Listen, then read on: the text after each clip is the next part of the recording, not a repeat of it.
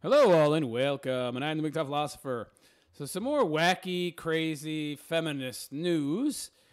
Bradley University's Women's Studies program hates their fat students. And we all know this to be true, of course. Feminists like being fat. They like being ugly. They like believing that thinness is part of the patriarchy, that women are being forced to meet some other person's, meaning, of course, a man's expectations of what a woman should be, and I'm going to rebel against that and be as fat as I want to be, and I don't care. And I'll be so happy because I'll be living for me and not trying to meet the expectations of some dumb man. Yeah, that's an interesting mentality, except women are not nearly as self-sufficient as a man, and they're not nearly so skilled and equipped to live alone and not have a man as a man is to live with a woman. There's a reason you don't have women being described as lone wolves, okay? They just don't do well alone. That's why you have old cat ladies and shit. There's more than a nugget of truth to the old cat lady stereotype, okay? Women don't do well alone. So let's see what this article has to say. I'm sure it'll be amusing. According to the Department of Public Health in Illinois, almost 20% of children in Illinois are obese. 20%? Jesus, that's a lot of fat kids. And you know that you got to be real fat to even be considered obese. I mean, you're already a big fat pig, even when you're not obese. I mean, to be obese in America, you have to be like a fucking land whale. You're Jabba the Hutt if you're obese. They don't start talking obesity until you're really, really, really fat. But you can still be fat and not obese. So you figure the amount of fat people in Illinois, the amount of fat kids is probably twice the 40% number, maybe more. The obesity rate for Illinois age 10 to 17 was higher than the United States rate for all three of the measured points in 2003, 7, 11, and 12. Oh, God. And according to the state of obesity, Better Policies for a Healthy America, Illinois has the 18th highest obesity rate in the nation, with 30.8% of adults clocking in at well over healthy weights. Well over. So, meaning that more than 30.8% are blobs, or slobs at least. I mean, I guess a blob would qualify as somebody that was very obese, like Jabba the Hutt. But, you can still be obese and a slob without being Jabba the Hutt size. So, a lot higher than 30%, people that are just qualifying as fat. Just generic fat person, but not the type of fat person that needs to be hauled around on a fucking gurney. Okay, so despite these statistics, Bradley University's women's studies. Well, at least they're honest about it and don't call it gender studies, which would imply that they somehow care about men or teach stuff about men that is positive. So at least they called it Women's Studies Department. And, of course, there's no Men's Studies Department, obviously, but that's somehow fair and equal. Yeah, they want fair and equal, and they want equality, but they don't have men's studies. I see. Is encouraging obese and overweight students to remain obese or overweight because the risk of dieting could be dangerous and result in increased risk of death, more so than being a big fat pig? Really? Geez, the university of, they're really, talk about some great risk they're taking, because what if one of their students drops dead? I mean, what if they, teach this bullshit and, 20, 30 years, one of these big, fat, ugly cow women drops dead because she followed the advice from her gender studies course, and their parents and family sue the university and win? I mean, because this is very irresponsible to teach these lies, because we all know this is bullshit. Unbelievable. The university also encourages learned helplessness.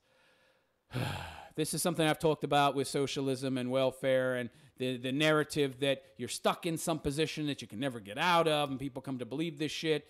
And so they never try to get out of the situation because they've been told it's impossible. Assuring students that the belief that they can control their own weight by making wise food and exercise choices is a myth? What? What do they think? What do they think? Thin people are just thin because biology? That's a non-answer. Oh, they're just thin because biology. That's not an answer. Why don't you explain how that works to me? Can you explain the biological aspects that keep them thin and keep you fat, even though you're both eating the same amount of food? There are two commonly held assumptions about fat. Oh, boy, here we go. Here comes the disinformation. One is that it is unhealthy to be heavy. Hello? It is unhealthy. What are you talking about? You got creamy blood. I mean, if I could drain the blood from your body and make ice cream from it, you've got a fucking problem, okay? So, I mean, yeah, it is a problem, all right? It clogs up arteries, okay? Hardens arteries.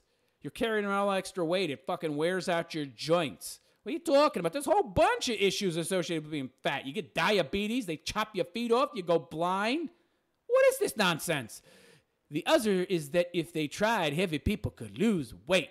What? You know what this sounds like to me? It sounds like these gender professors and these gender teachers are big fat slobs themselves, and they essentially want to just make excuses for why they're big fat slobs, and of course they want to push their misery on other people as well. Yes, be like me. Be a big, fat, ugly slob that no man in his right mind would want unless he's a chubby chaser. Yeah.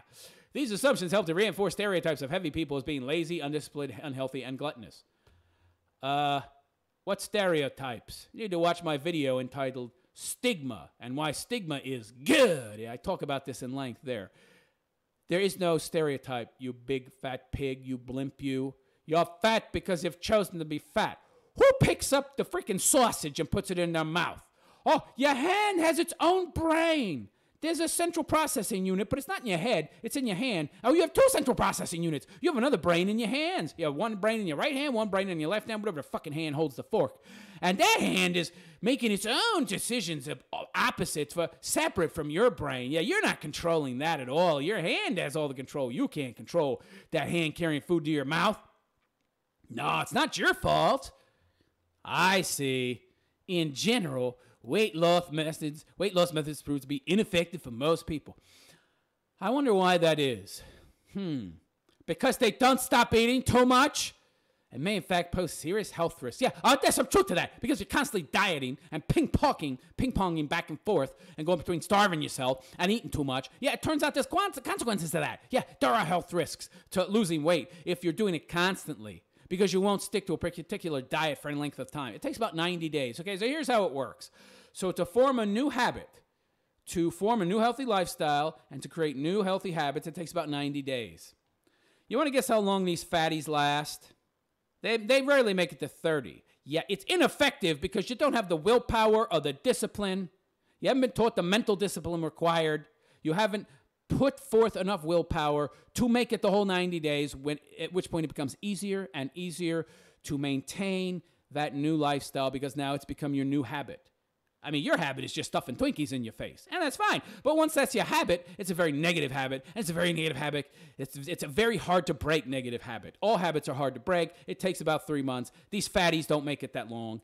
They need to know that it takes about 3 months. But of course, the disinformation that they are getting, they will never learn, so then they will ever have any hope. And of course, they're being told, you can't change it, so just embrace it. And by the time you're 40, you're going to weigh 500 pounds and then be carrying around a fucking gurney. And you're going to be dead by 45. But hey, don't look at what happened to John Candy, who was eating fucking 6 whole chickens a day and died at, 44?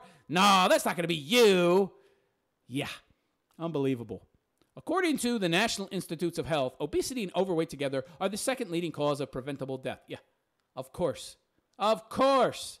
Emphasis there is in the United States. Close pine tobacco use. Yes, another thing you can control. Imagine that. That's another habit that you don't have to do. So it's all these habits. So one of those habits is overeating.